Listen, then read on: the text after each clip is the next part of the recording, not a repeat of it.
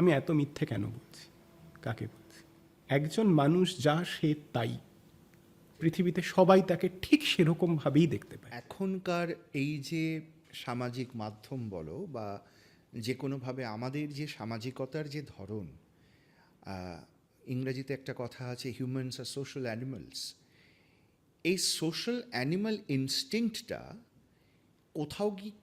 কোথাও গিয়ে এর মাত্রা পাল্টেছে, এই সোশ্যালাইজিংয়ের ধরনটা পাল্টেছে। এটা আমরা বুঝতে পারছি। আমরা যে সময় স্কুলে পড়েছি, আমাদের বাবা মা যেভাবে সোশ্যালাইজ করেছেন, আমার ছেলেমেয়েরা এখন স্কুলে পড়ছে, আমরা অন্যভাবে সোশ্যালাইজ করছি।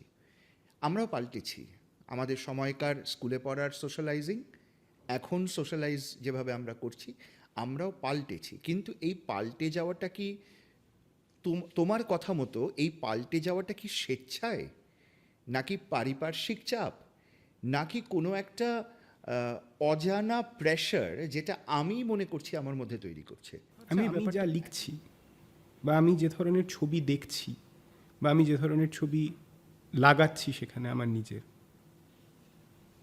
সেই ব্যাপারটা অসম্ভব। তার মধ্যে একটা দেখাতে চাওয়ার ব্যাপার আছে। আমি যা লিখছি সেটার মধ্যে, সেটা পড়ে আর পাঁচজন কীরকমভাবে ভাববে, কি ভাববে, সেটার ভূমিকাটাই মুখ্য।